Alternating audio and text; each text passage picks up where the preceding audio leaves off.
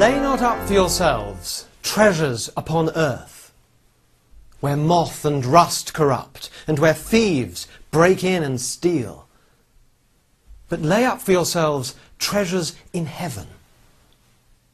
For where your treasure is, there will your heart be also. With regard to most of the commandments of God, the heathen of Africa and of America stand much on a level with them that are called Christian. The Christians observe them very near as much as the heathen do. For instance, the generality of the natives of England, commonly called Christian, are as sober and as temperate as the generality of the natives near the Cape of Good Hope. And the French and the Dutch Christians are as humble and as chaste as the Choctaw or Cherokee Indians. It is not easy to say, when we compare the bulk of the nations in Europe with the heathen of Africa and of America, whether the superiority lies on the one side or the other. At least the heathen has not much the advantage. But this we cannot affirm with regard to this command now before us. Lay not up for yourselves treasures upon earth. Here the heathen has far the preeminence. He desires and seeks nothing more than plain food to eat and plain raiment to put on. And he seeks this only from day to day. He reserves, he lays up nothing. This command, therefore, the heathen, though they know it not, do constantly and punctually observe. But how do the Christians obey what they profess to receive as a command of the Most High God? Not at all. Not in any degree. No more than if no such command had ever been made.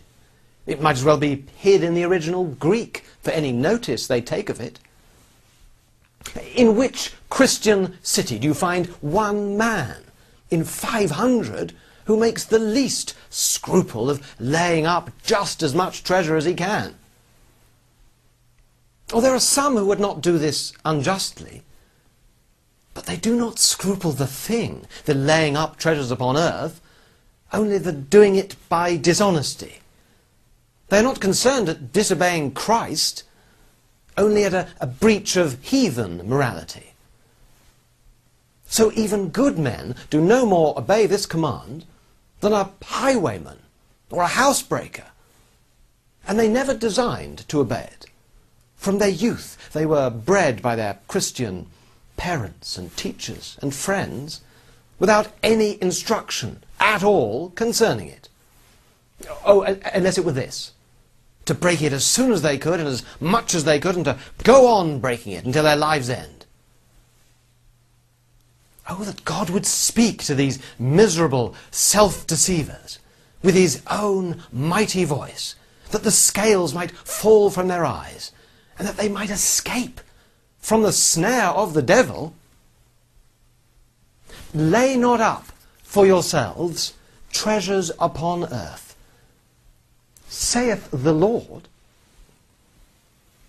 Well, if, in spite of this plain command, you do lay up money and goods beyond what is necessary for life, but if you add house to house and field to field,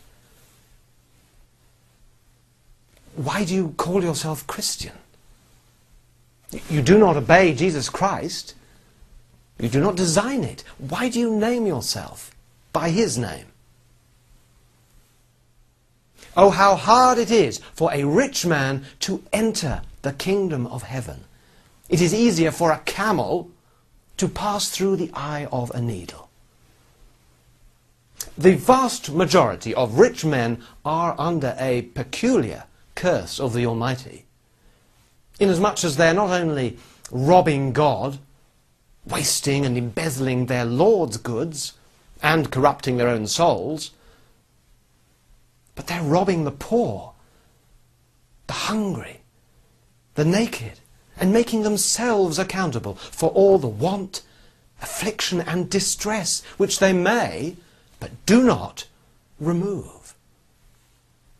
Yea, does not the blood of all those who perish for want of what the rich either lay up or lay out needlessly, does not their blood cry out against the rich from the earth? Or what answer will the rich man give to him who is ready to judge both the quick and the dead? We exhort you, in the name of the Lord Jesus Christ, be ye ready to distribute unto everyone according to his necessity. Deal your bread to the hungry. Cover the naked with a garment. Entertain the stranger.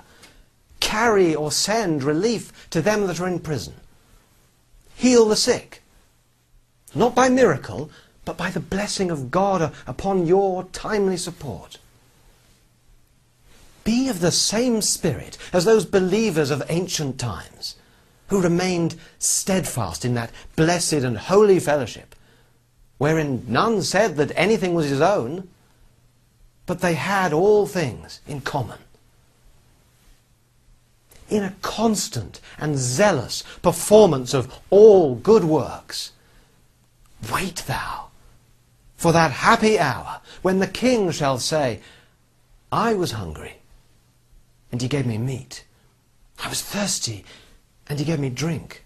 I was naked, and he clothed me. I was a stranger, and he took me in. I was sick, and he visited me. I was in prison, and he came unto me. Come, thou blessed of my Father, and receive the kingdom prepared for you from the foundation of the world.